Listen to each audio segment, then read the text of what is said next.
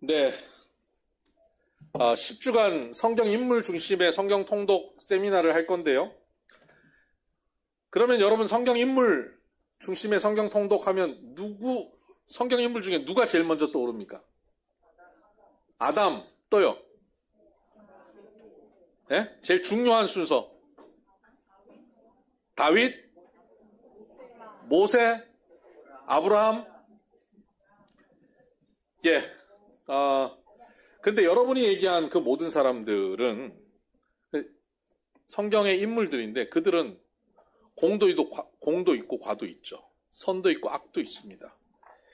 아무리 훌륭한 성경의 인물도요, 연약함이 있었습니다. 초라함도 있습니다. 실수도 있었습니다. 근데 우리가 성경 인물을 보면서 우리가 가져야 되는 태도 중에 하나는 성경 인물을 얕잡아 봐야 된다는 것입니다.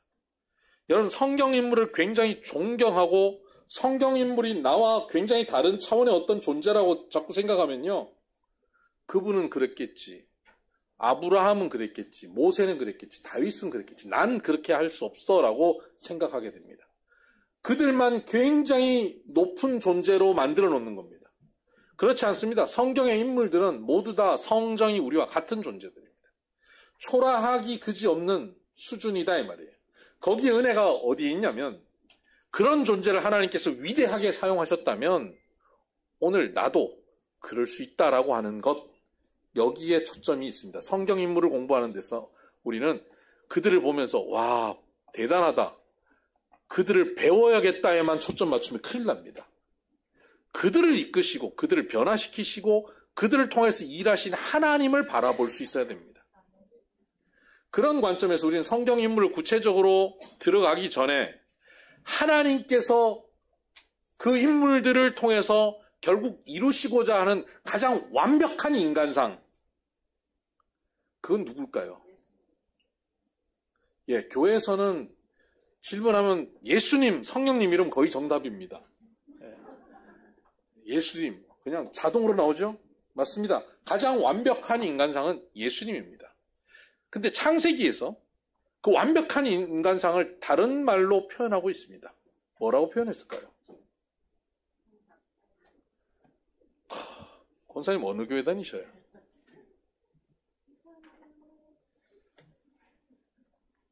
성경에서는 가장 완벽한 인간상을 하나님의 형상, 이쪽이 잘 안 보입니까? 뒤에 보입니까? 글씨가? 안 보입니까? 더 크게 써야 되나요? 크게 써도 안 보이는 눈인가요? 하나님의 형상. 펜이 안 좋아요? 내 눈은 괜찮은데. 네. 하나님의 형상입니다. 하나님께서 사람을 만드실 때 다른 모든 것은 그저 말씀으로 창조하셨는데 사람을 만드실 때는 흙으로 만드셨죠. 그런데 더 독특한 것은 하나님께서 사람 만드실 때 하나님의 형상대로, 우리가 우리의 형상으로 사람을 짓자 이렇게 말씀하셨습니다. 퀴즈 한번 나가볼까요? 이거 하나 퀴즈.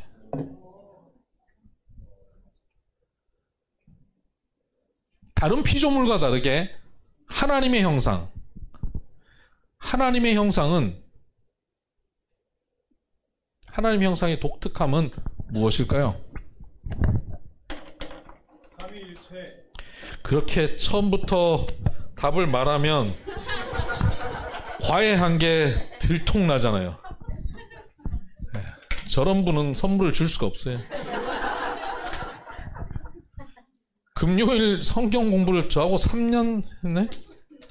3년 했는데 이 정도 답은 나와야겠죠? 삼위일체. 하나님의 형상의 독특함이 뭐냐라고 여러분 질문하면요, 우리가 삼위일체라고 지금 답했는데 그게 뭐지? 지금 그렇게 생각되시는 분들 계시죠?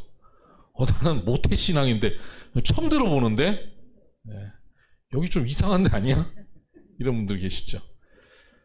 하나님의 형상의 독특성이 뭘까요? 성경은 하나님을 여러 가지로 정의하는데 요한 1서에서 하나님을 정의하고 있는 정의가 뭐죠? 네, 사랑입니다. 예, 마치 선물을 기대하며 손 드셨는데 선물 없습니다. 하나님의 형상의 독특성은 사랑입니다. 사랑은 혼자 할 수 있습니까? 대상이 있어야 할 수 있습니까? 대상이 있어야 됩니다. 사랑할 대상이 있어야죠. 하나님은 사랑할 대상이 있습니다. 그 대상이 누구죠? 사람입니까? 사람을 창조하기 전에도 하나님은 사랑이셨잖아요. 만물을 만드시기 전에도 하나님 사랑이시거든요. 그럼 하나님은 사랑할 대상이 어디 있었을까요? 네, 하나님은 한 분입니까? 세 분입니까? 자, 한 분파 한번 손 들어 보실래요? 세 분파 한번 손 들어 보실래요? 한 분입니까? 세 분입니까? 세 분은 아닙니까? 여러분 지금 한 분이라고 얘기하고 세 분 아니라고 하시는 분 한번 손 들어 보실래요? 예, 2단입니다.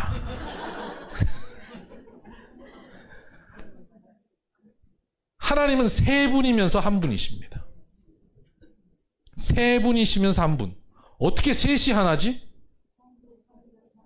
성부, 성자, 성령 삼위일체인데 삼위일체를 설명할 때 이렇게 설명하는 것을 들어보셨나요?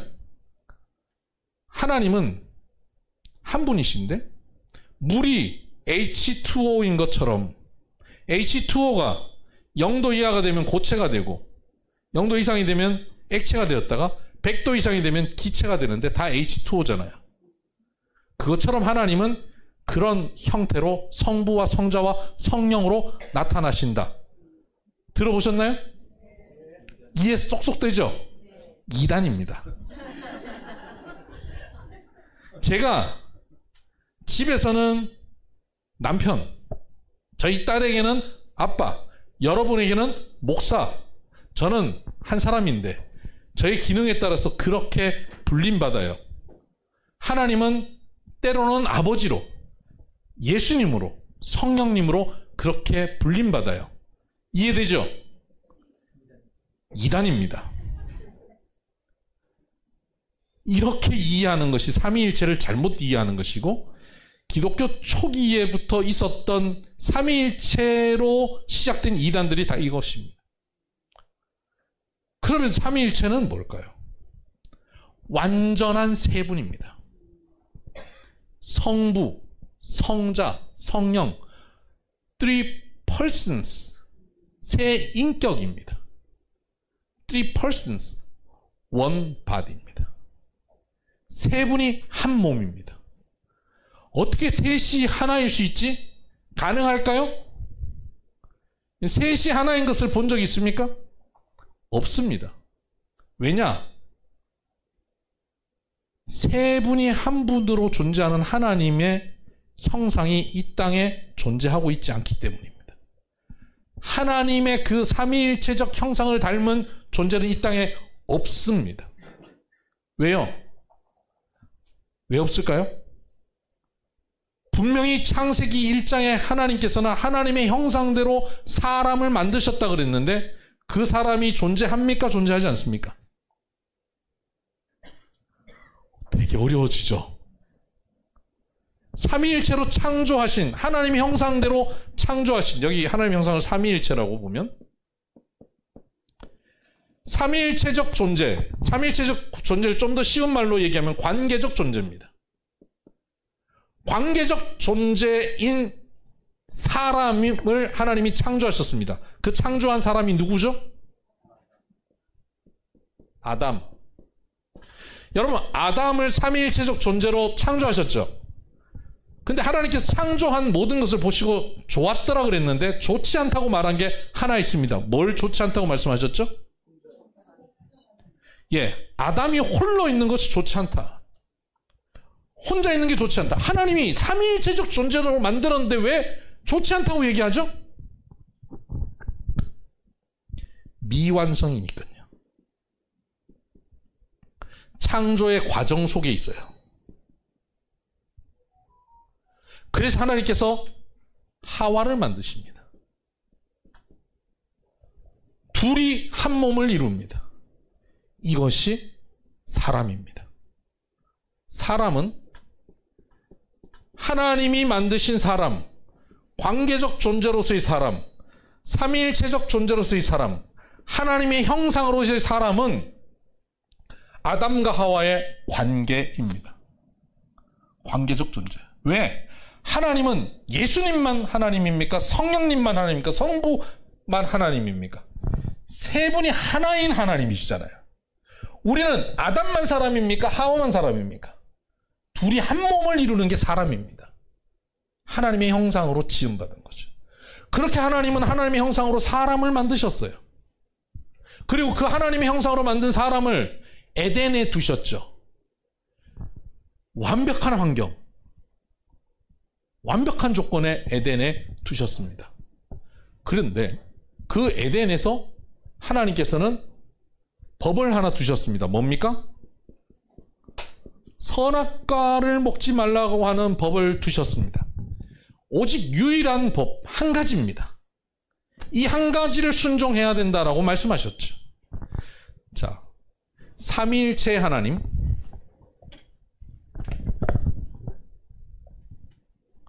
이게 잘 안 지워지는데 김철 집사님 요거 싹싹 지워놓으면 제가 얘기할 때 금방 되니까. 네, 삼위일체의 하나님 계시죠? 삼위일체 하나님과 하나님이 창조하신 아담과 하와 에덴 동산에 있었습니다.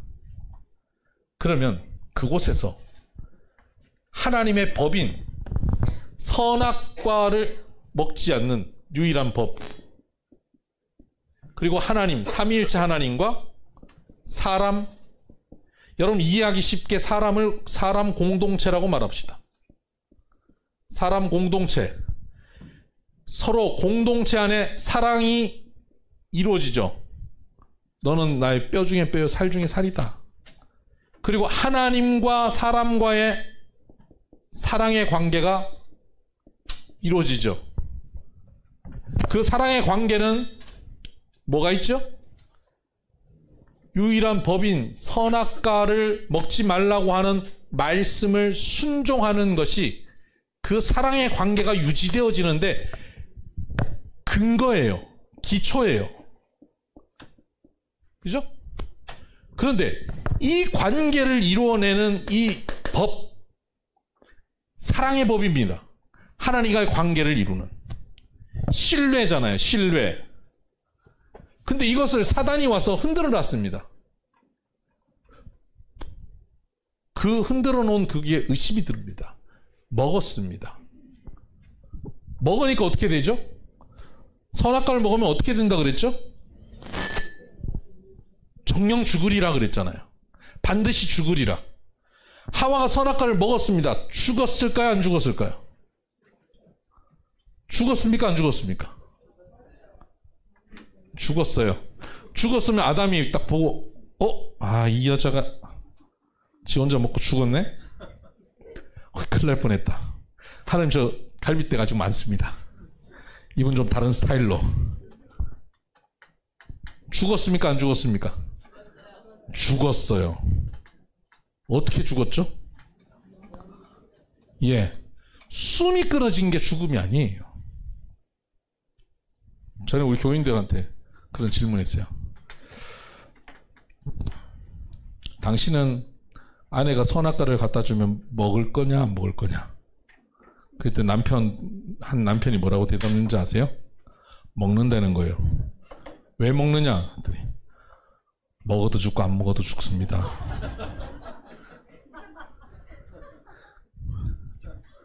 기가 막히죠. 그러니까 하와가 먹는 순간 아담은 먹은 거나 다름없는 거예요. 그래서 하와가 먹었습니다. 아담도 먹었습니다. 이들은 죽었습니다. 그 죽음은 육신의 죽음이 아니라 하나님과 사람 공동체 간의 관계 단절입니다. 이 관계가 끊어져 버렸습니다. 여러분, 에베소서 2장 1절에 보면 죄와 허물로 죽었던 너희들이라고 기록되어 있습니다. 죽었던 과거형입니다. 에베소 편지를 받는 사람들은 죽었던 적이 없습니다. 숨이 끊어지지 않았어요. 근데 왜 죽었던이라고 얘기할까요? 그들은 숨 끊어진 적은 없지만 관계가 죽어 있었습니다. 하나님과의 관계가 죽어 있었고, 하나님과의 관계가 죽어 있으니까 남편 아내 관계가 죽었고, 자식과의 관계가 죽었고, 직장과의 관계가 죽었습니다. 이웃과의 관계가 죽었어요. 왜곡된 삶을 사는 거예요. 사랑한다 그랬다가 증오하게 되고, 언제는 죽고 못 살다가 어느 날 진짜 죽고, 이런 관계가 되는 거예요. 이것이 죽었던 관계입니다. 오늘도 그렇잖아요. 오늘도 사람들은 죽은 삶을 살고 있어요. 관계적 죽음이에요. 하나님의 형상이 창조되었는데 하나님의 법, 하나님이 주신 법, 선악과를 따먹는 법을 어기는 것 순간부터 하나님과의 관계가 끊어지고, 관계가 끊어짐으로 나와 너와의 관계가 끊어졌습니다. 완전한 죽음이죠. 끊어진 상태에서 하나님께서 주시는 사랑과 은혜와 능력과 지혜가 공급되지 않고 살아요. 영적 공급이 없습니다. 내 영은 죽어버렸습니다. 영이 죽어버렸으니까 좀 지나니까 뭐가 죽어요? 혼이 죽어요. 좀 지나면 육이 죽어요. 그래서 완전히 죽는 거예요. 소멸이에요. 나뭇가지가 나무에 끊어져요. 아직 그 끝에는 푸른 나뭇잎도 있고 꽃봉오리도 있어요. 물병에 꽂잖아요. 꽃봉오리 꽃도 피어요. 살아있는 것 같아요. 그러나 시간이 흘러가면 죽었어요. 왜? 나무로부터 공급되는 양분이 없기 때문입니다. 우리는 인생을 살면서 마치 끊어진 나뭇가지처럼 그렇게 살고 있어요. 관계가 다 죽었는데, 삼위일체적 존재가 아니고 죽어있는 존재인데 마치 꽃병에 꽂아가지고 사는 것처럼, 꽤 괜찮게 사는 것처럼 흉내내고 살고 있어요. 꽃 피우고 열매 맺고, 쟤는 꽃이 안 펴, 나는 꽃도 펴, 되게 자랑하고 살아가요. 그러나 죽었어요. 죽은 거예요. 그게 사람입니다. 하나님의 형상은 이 땅에 없어요. 존재하지 않아요. 그러니까 삼위일체를 이해할 수 없는 겁니다. 우리는 이 세상에서 삼위일체적 존재를 본 적이 없거든요. 하나님은 그 삼위일체적 존재를 만들어내고 싶어 하세요. 그것이 창조예요. 창조는 우주를 만들고 저 아름다운 바다를 만들고 짐승들을 만드는 것이 창조가 아니고요. 하나님의 형상인 사람을 만드는 것이 창조입니다. 나머지는 그 창조를 위한 부수적인 것이었어요. 그런데 그 부수적인 것이 존재하고 있지만 창조의 본질인 사람, 하나님의 형상으로의 사람은 파괴되었어요. 하나님께서 끝났네? 하고 포기하셨을까요? 아니요. 하나님의 창조는 계속됩니다. 아담과 하와가 하나님의 형상을 파괴했지만 하나님은 하나님의 형상으로 사람을 계속 지어가십니다. 그래서 하나님은 아브라함을 부르십니다. 아브라함을 사라와 함께 부르시죠. 그리고 아브라함과 사라를, 그 가정을 하나님의 형상으로 만들기를 원하셨습니다. 이제 이 가문에 대한 이야기를 제가 다음 주에 하겠지만, 아브라함의 아들 이삭의 아들 야곱과에서, 그리고 야곱의 아들 12아들, 대표적으로 요셉, 유다, 이런 아들들을 이어가면서 이 4대가 이어져 가는데, 이 가문을 통해서 하나님께서는 하나님의 형상의 모델을 만들어 가기를 원하셔요. 근데 하나님의 형상의 그 모델 본질은 뭐냐?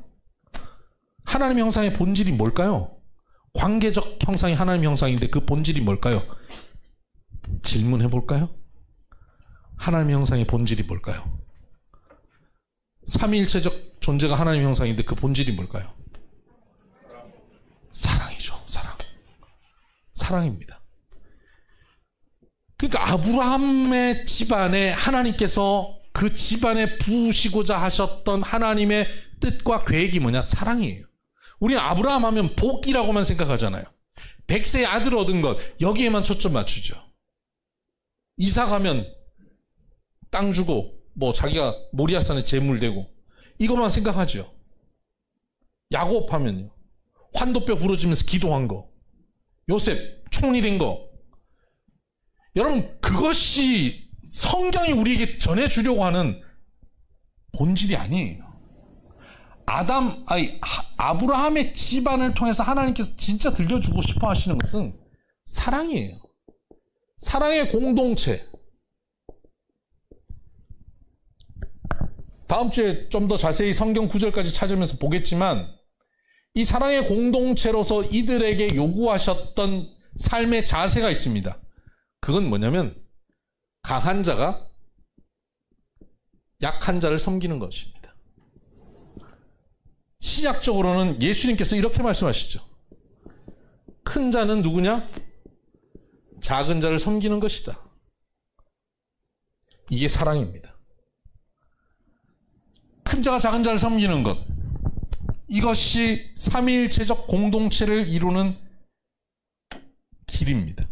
사랑입니다. 사랑은 눈 맞는 게 아니에요. 내 스타일을 찾는 게 아니에요. 말이 통한다.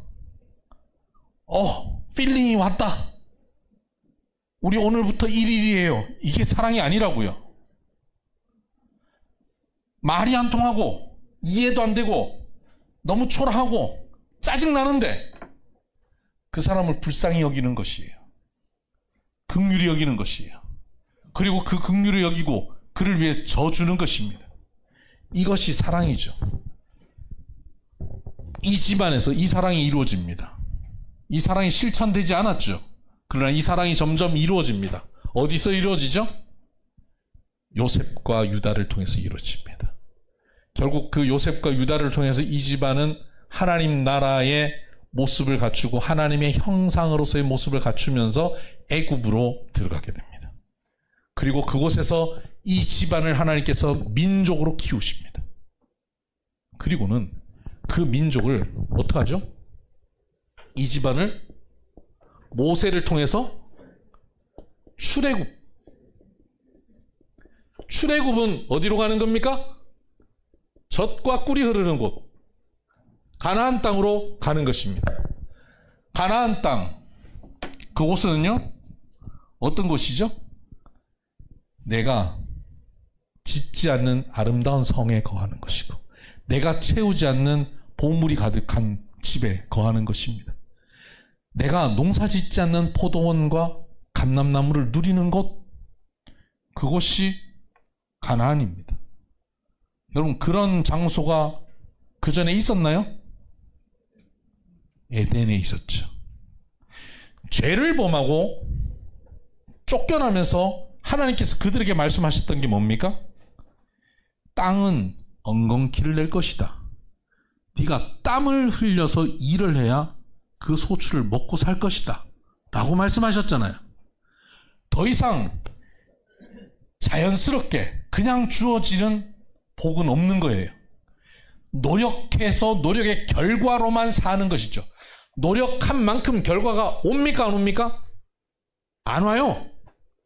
죽을 고생을 해서 겨우겨우 연명하는 것이 죄인된 인생이에요. 그런데 하나님께서 하나님의 형상을 이룬 하나님의 백성들을 이제 부르셔서 어디로 가냐면 젖과 꿀이 흐르는 곳, 새 에덴으로 데려가신다는 거예요. 네가 짓지 않는 성, 아름다운 성, 너 거할 것이다. 네가 농사 짓지 않는 것을 네가 얻을 것이다. 에덴에 보내신다는 겁니다. 그 보내실 때 하나님께서 시내산에서 그들에게 관계를 정리합니다. 너 내 거다. 우리 같이 살자. 그 시내산에서 그것을 하나님과 혼인식이라고 말하잖아요.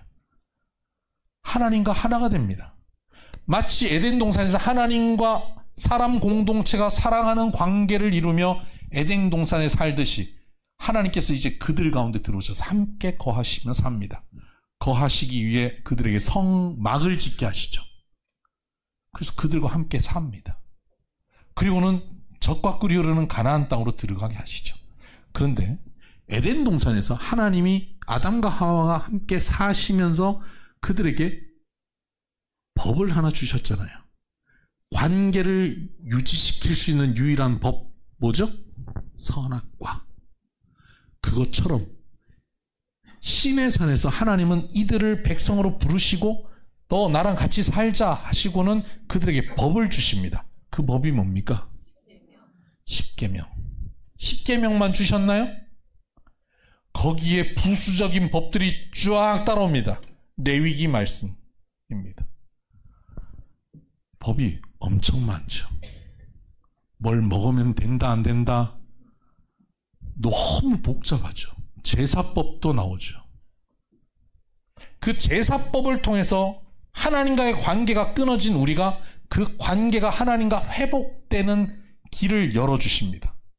하나님과 관계가 회복되니까 하나님으로부터 사랑이 공급되어져서 그 사랑으로 이웃을 바라보며 이웃에게 그 사랑을 실천해서 이웃이 못났고 이웃이 마음에 들지 않는 존재였는데 하나님이 주시는 사랑의 콩깍지로 보니까 이웃이 내 뼈 중에 뼈고 내 살 중에 살이 되는 관계가 되는 거예요.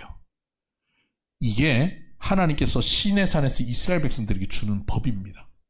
그러니까 시내 산에서 이스라엘 백성에게 주는 법을 단순화시키는 이겁니다. 너희들 내 백성이니까 나와 너희들이 하나 되는 것이다. 나와 너희들이 사랑하는 거다. 그게 주로 어디에 연결되죠? 제사법과 연결됩니다. 거룩이죠. 거룩한 백성. 그 제사법과 연결해서 하나님과 나와 하나 되는 것으로 연결했으면 그 다음은 뭘까요? 너와 너의 이웃과의 관계를 어떻게 할 것인가? 이겁니다. 그래서 이스라엘 백성들이 하나님 주신 법이 주로 어떻습니까? 고아와 과부와 나그네를 신원하라 하는 겁니다.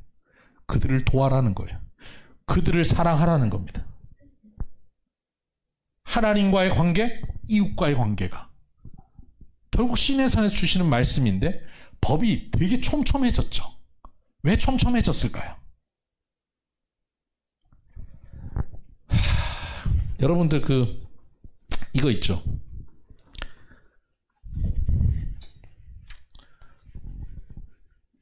전에는 이런 법이 필요 없었는데 기가 막힌 사람들이 등장해서 이런 법도 만들어야 돼. 전에는 그거 다 상식이어서 안 만들어도 되는 법이었는데 이제는 그 상식을 안 지키는 사람들이 있으니까 그런 법을 촘촘하게 만들기 시작하잖아요. 사람들이 악해지면 악해질수록 죄가 만연해지면 법은 점점 더 많아지게 되고 촘촘해지고 율법적이 되죠. 사람들의 수준이 높아지고 상식이 높아지면 법은 느슨해도 됩니다. 궁극적으로는 법은 하나만 있으면 됩니다. 선악과. 그런데 죄를 범하니까 법이 엄청나게 많아진 거예요. 하나님은 법을 엄청나게 많이 만드셔서 그들을 하나님의 백성으로 부르셨어요. 그리고 그들을 젖과 꿀이 흐르는 땅, 가나안 땅으로 데리고 들어가신 겁니다. 자, 그곳에서 새 에덴을 누리고 이제 그곳에서 하나님과 교제, 이웃과의 관계가 친밀해 가면서, 여기서 중요한 단어 친밀함입니다. 하나님과 점점 알아가고 친밀해지는 관계로 나아가면서 우리의 삶이 하나님의 형상화되어 가는 것이에요. 그것은 나 개인만이 아니라 나와 너와의 관계가 모두 공동체가 하나님의 형상이 되는 것을 의미합니다. 이스라엘 백성들이 하나님과의 이 관계가 공동체적으로 함께 가게 되어 있습니다. 그 방식이 어떠냐면요. 출애굽할 때 제일 파워 있는 사람이 누구였습니까? 사람들 중에 모세죠. 모세 집안은 어느 지파죠? 레위 지파. 레위 지파입니다. 모세의 형은 누굽니까? 아론. 아론은 대제사장입니다. 자, 이스라엘 백성들 중에 한마디 하면 거의 법이 되는 사람은 모세와 아론입니다. 자, 이 상태로 그대로 가나안 땅에 딱 들어가면 가나안 땅에서 제일 좋은 땅은 누가 차지할 수 있나요? 모세와 아론이 차지할 수 있습니다. 근데 하나님께서 너희들은 땅을 차지하지 말라고 말씀하십니다. 가장 권력자인데 그들은 그 권력을 가지고 자기의 것을 탐하지 않습니다. 그 권력을 내려놓습니다. 다른 지파들에게 다 나눠줍니다. 레위 지파는 땅을 가지지 않습니다. 큰 자가 작은 자를 섬긴 겁니다. 그랬더니 작은 자들이 땅을 가지고 재산을 가지게 됐죠. 큰 자인 레위 지파는 아무것도 없게 돼요. 빈털털이에요. 그럼 이제 작은 자인 백성들이 큰 자가 됐습니다. 그 큰 자가 작은 자 된 레위 지파를 어떻게 합니까? 10의 1조를 내면서 그 레위 지파를 섬깁니다. 10의 1조를 내니까 이게 굉장히 많아져요. 그럼 이걸 가지고 어떡합니까?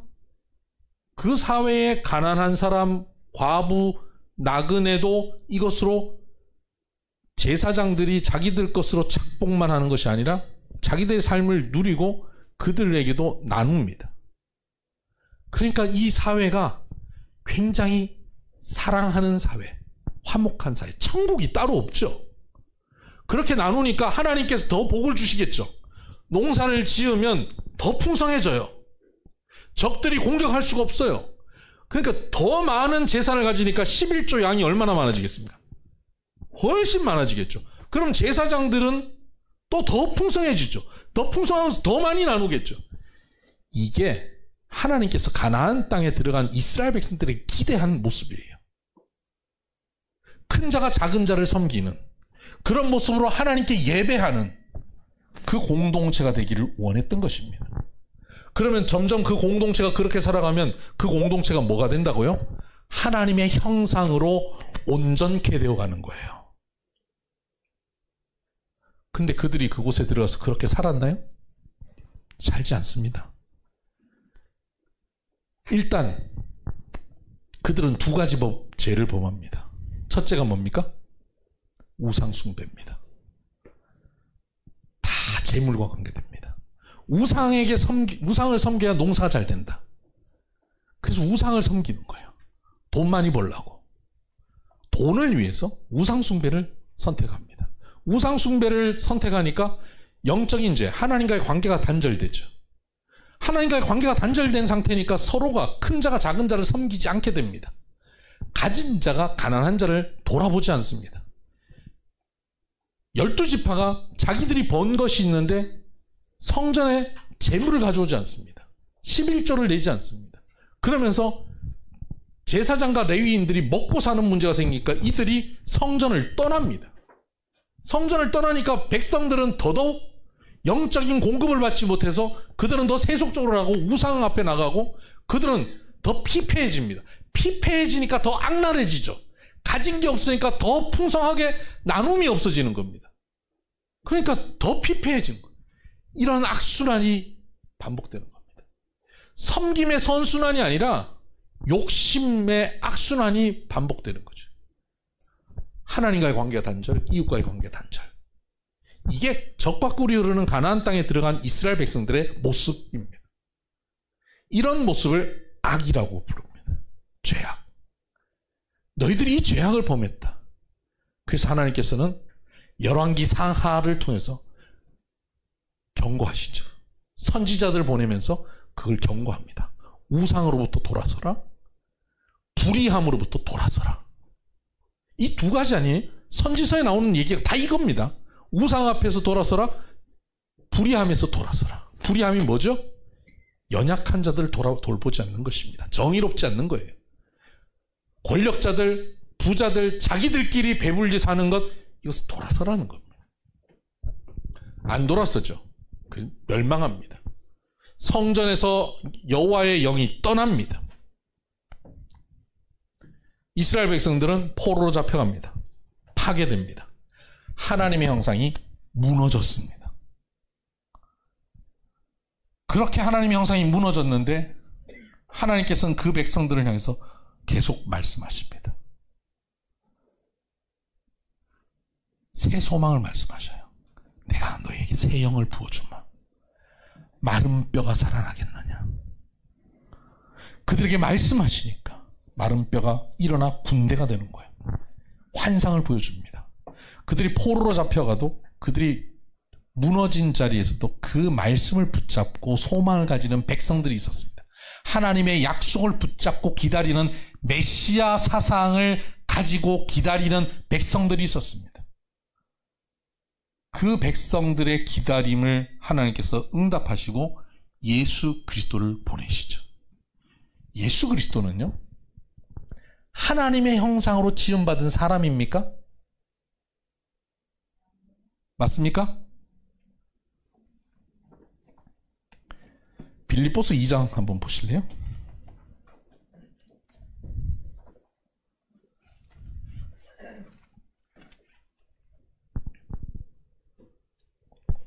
빌립보서 2장. 예수님은 하나님의 형상을 가졌나요? 사람의 형상을 가졌나요? 한번 봅시다. 7절. 오히려 자기를 비워 종의 형체를 가지사 사람들과 같이 되셨고 사람의 모양으로 나타나사. 예수님은 하나님의 형상을 닮았나요? 사람의 형상을 닮았나요? 사람의 형상을 닮았습니다. 왜 그럴까요? 예수님은 하나님의 형상을 닮을 필요가 없습니다. 왜죠? 6절 볼까요? 그는 근본 하나님의 본체시나. 하나님의 본체인데 무슨 형상을 닮아요? 본체인데. 본체 그 자체가 사람의 형상으로 오셨어요. 우리는 본체와 상관없는데 하나님의 형상이 되어가는 것이고, 하나님은 하나님의 본체신데 우리의 형상으로 오신 거예요. 하나님께서 하나님의 형상으로 가장 완벽한 모습이 뭐냐? 그것을 우리에게 보여주셨습니다. 예수님께서 이 땅에 오셨습니다. 하나님의 형상이 되어가야 되는 우리에게 보여지는 본체, 그 하나님의 형상의 가장 분명한 모습, 그 모습이 예수 그리스도, 완전한 인간, 온전한 사람, 그 사람을 보여주신 겁니다. 그리고 그분이 우리에게 오셔서 우리를 대신하셔서 십자가에 죽으셨습니다. 그분이 죄 없는 그분이 죄 있는 우리들의 죄를 다 사하셨습니다.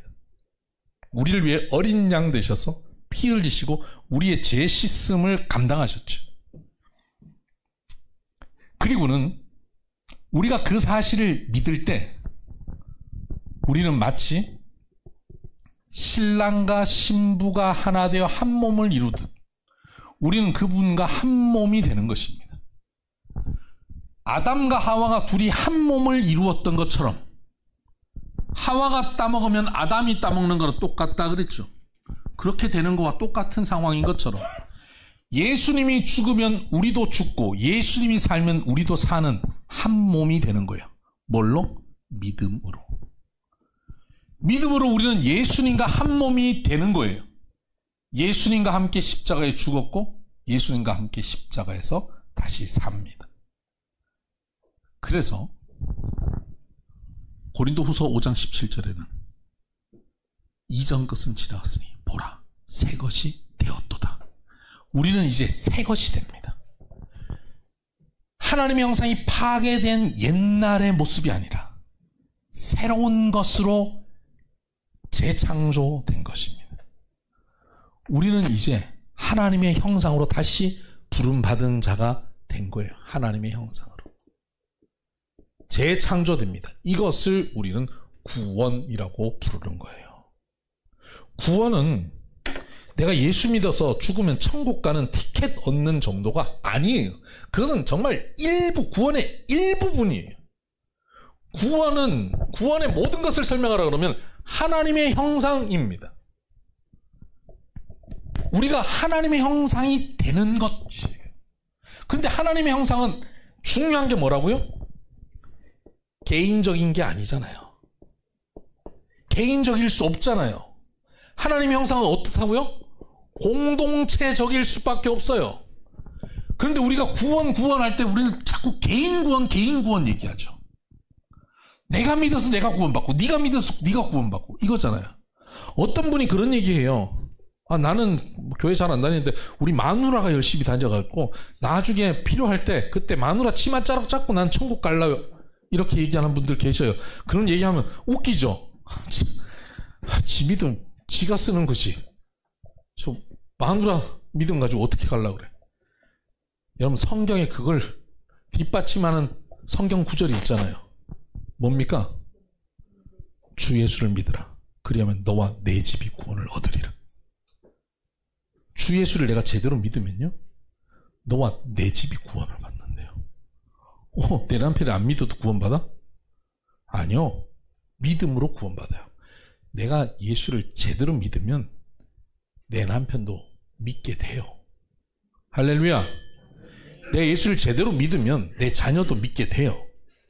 내가 예수를 제대로 믿으면, 믿음이라고 하는 것은 관계적일 수밖에 없기 때문에 믿음을 갖는 사람은 내 옆에 있는 사람을 사랑하고 섬기고 그와의 관계가 회복될 수밖에 없어서 나를 통한 하나님의 사랑이 그에게 흘러가게 돼 있어요. 내가 예수님을 믿는데 이 사람이 어떻게 예수를 안 믿을 수 있겠습니까? 믿게 되는 거예요. 그래서 구원받는 겁니다. 그래서 구원은 관계적이에요. 하나님의 형상은 관계적이라고요. 나 혼자 하나님의 형상 되는 법이 없습니다. 여러분, 나의 구원은요, 나의 것이 아니라 우리의 구원이에요. 그래서 구원은, 기독교 신앙은 산에서 도 닦는 게 아니에요. 나 혼자 기도하고, 나 혼자 성경 보고, 나 혼자 봉사하고 하나님 앞에 단독자로 서는 것, 그걸 우리는 기독교 신앙이 굉장히 중요한 부분이라고 하죠. 하나님과 나만의 관계. 여러분, 그것만이 아니에요. 신앙에는 그런 부분이 있죠. 그러나 그게 전부도 아니고 많은 부분도 아니에요. 많은 부분은 함께예요. 교회 공동체를 통해서, 가장 작게는 부부 공동체를 통해서예요. 한 식구, 한 가족 안에서의 공동체 안에서 신앙생활을 어떻게 하느냐가 굉장히 중요한 거예요. 예수 그리스도를 믿는다는 것은 예수님과 나와의 관계고, 그 관계 속에서 예수님과 관계한 나와 너와의 관계로 함께 자라는 것이죠. 그래서 에베소서 한번 보십시다. 에베소서 4장 13절. 우리가 다 하나님의 아들을 믿는 것과 아는 일에 하나가 되어 온전한 사람을 이루어 그리스도의 장성한 분량이 충만한 데까지 이르리니. 그리스도의 장성한 분량이 충만한 데까지 이르는 게 뭐죠? 하나님의 본체 되신 바로 그분의 모습, 그분의 형상으로 우리가 자라가는 거잖아요. 하나님의 형상의 원래 그 모습으로 우리가 나아가는 거죠. 우리가 살면서 점점 그렇게 가는 것이거든요. 그 가는 길이 뭐냐? 온전한 사람을 이루어 가는데요. 근데 여기서 온전한 사람이 누굴까요? 예수님 그러면 거의 정답이죠? 예수님. 그 예수님이 이 땅에 계셔요, 안 계셔요? 안 계시죠? 우리에게 그 예수님의 온전한 사람인 예수님의 몸을 이루라고 말씀하신 거예요. 그 예수님의 몸이 뭐죠? 예수님 몸이 뭐죠? 교회입니다. 교회를 이루는 것은 신앙의 본질 중 본질입니다. 나는 그냥 하나님 믿어. 나는 집에서 TV 보고, 나는 예배 드리고, 나하고 하나님과 1대1의 관계로 나는 그렇게 신앙생활해. 그렇게 가능한가요, 그게? 불가능합니다. 구원은 교회 안에 있습니다. 교회를 통해서 구원받는 겁니다. 교회를 통해서 재창조가 이루어지는 거예요. 하나님의 형상을 함께 이루어가는 거예요. 그래서 교회는 구질구질한 일이 자꾸 생깁니다. 왜요? 그래야 우리가 빚어지기 때문이에요. 여러분, 한번 상상해 보세요. 제가요, 어려서부터 어디를 가도 이쁘다 이쁘다 인정받고 좀 청소년 됐더니 막 여학생들이 졸졸졸 따라다니고 실제로 제 이야기를 하고 있습니다. 뭐 제가 뭐만 하면 사람들 막 다 뒤집어지고 막 오빠 그러고 막 난리 나요? 지금 약간 비웃는 것 같네요. 근데 그렇게 되던 제가 20대가 됐더니 더 강화돼요. 사람들이 더 막 박수 쳐줘요. 30대가 됐는데 뭐 제가 뭐 하면 다 좋대요. 막 다. 어딜 가도 집에서도 좋다고 그러고 직장에서도 좋다고 교회에서도 당신이 하면 다 옳다고. 그렇게 40이 됐어요. 다 박수 쳐줘요. 제가 하는 건 다 받아줘요. 50이 됐어요. 다 좋대요. 60이 됐어요. 다 인정해줘요. 70이 됐어요. 다 80이 됐어요. 다 해줘요. 그렇게 90이 됐어요. 다 해줘요. 그럼 90이 된 저를 한번 상상을 해봅시다. 같이 지내고 싶을까요? 성질이 어떨까요? 재수 없다. 그런 얘기를 그렇게 직설적으로 하면 정말 재수 없어요. 재수 없겠죠. 아무도 눈치 안 보는 인생일 거 아니에요. 정말 골치 아픈 노인 될 거예요. 자기 자녀도 그 사람 앞에 가까이 가고 싶지 않을 거예요. 어렸을 때 견제가 들어오고 친구와의 갈등이 있고 억울한 걸 참아야 되기도 하고 사랑에 실패하기도 하고 남편과 아내가 막 부딪혀 싸우고 사니 못 사니 뭐 법원 가서 숙려 기간을 보내다가 다시 살아보기도 하고 아니면 진짜 헤어지기도 하고 교회 왔는데 교회에서 삐져가지고 뭐 상처받아서 나 교회 가니 안 가니 그래서 교회를 옮기기도 하고 또 옮겼는데 거기는 더 심한 인간들이 있어가지고 차라리 나는 천주교회 갈래 그러고 천주교회 가고 그 과정들을 겪으면서 우리는 빚어지는 거예요. 그러면서도 다시 교회에 와서 신앙생활하면서 그 교회에서 버티는 거예요. 재수 없는 사람이 옆에 있는데 네 하고 싶은 말이 이만큼 나오는데 웃어주는 거예요. 참아주는 거예요. 견뎌주는 거예요. 배려하는 거예요.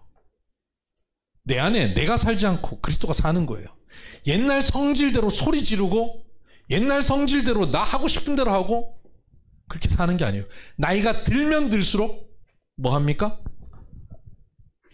배려하는 겁니다. 이 배려하는 것을 더 와닿게 표현하면 뭔지 아세요?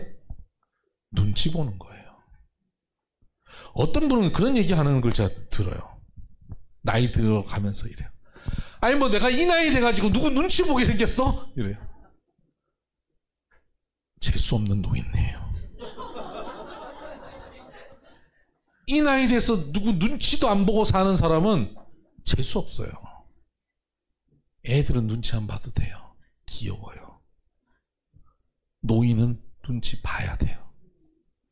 어른은 눈치 봐야 돼요. 어른이 되면 될수록 눈치 봐야 돼요. 눈치를 보고 배려하고 져줘야 돼요. 이게 성숙함이에요. 이게 사랑이에요. 이게 하나님의 형상으로 빚어져가는 우리들의 모습이에요. 통이 커야 돼요. 다 안아줘야 돼요. 용납해야 돼요. 이게 구원입니다.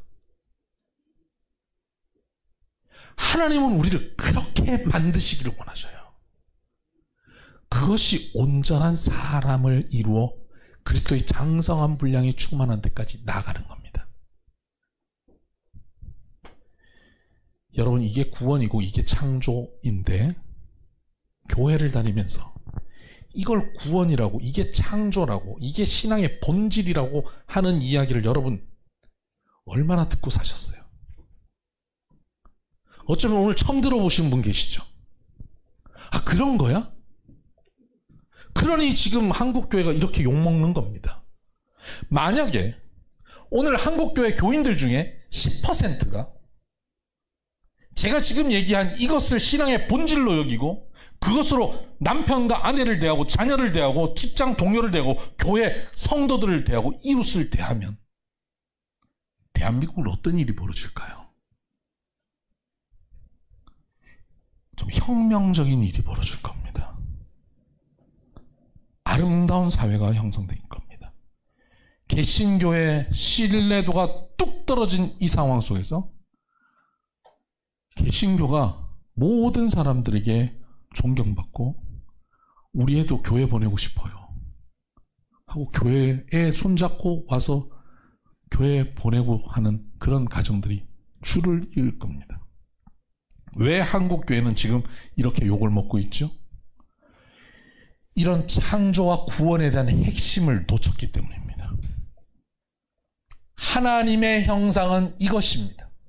이 하나님의 형상을 이루어 가야 하는데 우리는 그 하나님의 형상은 뒷전이고 예수 믿고 천국 가고 기도 열심히 해서 복 받고 내가 원하는 것을 저 하나님의 능력을 통해서 내 원하는 것을 성취하는 삶을 살려고 하는 것, 이게 신앙이라고 착각하는 것이에요. 이렇게 신앙생활하면 구원을 누리지 못합니다. 나더러 주여 주여 하는 자마다 천국 올 것이 아니라 그랬습니다. 이런 사람은 하나님 나라를 맛보지 못합니다. 젖과 꿀이 흐르는 땅에 들어가서 죽을 고생하고 망해버렸던 이스라엘처럼 되고 맙니다. 이런 백성이 되지 않기를 주의 이름으로 축복합니다. 우리는 하나님의 형상을 누려야 합니다. 하나님의 형상으로 창조되어야 합니다. 그 길로 가야 해요. 이제 하나님은 그 길을 향해서 어떻게 우리를 이끌어 가시는지를 계속 볼 것입니다.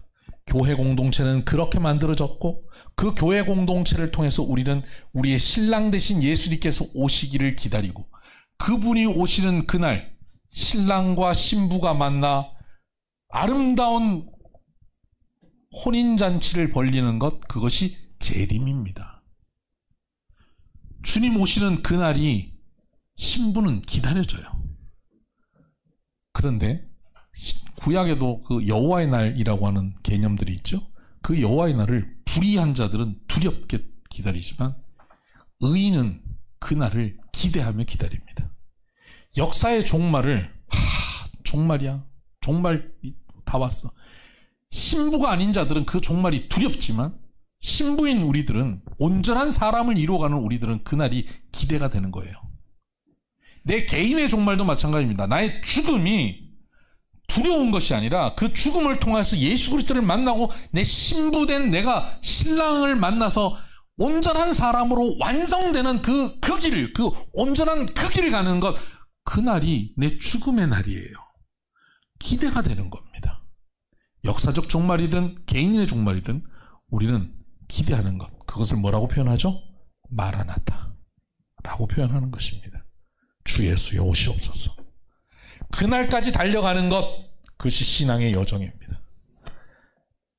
여러분, 이게 창세기부터 시작해서 요한계시록까지 온전한 사람을 이루어가는 하나님의 형상의 개념으로 하나님께서 우리를 이끌어 가시는 구원의 역사, 창조의 역사입니다. 오늘 첫 강의는 여기까지입니다.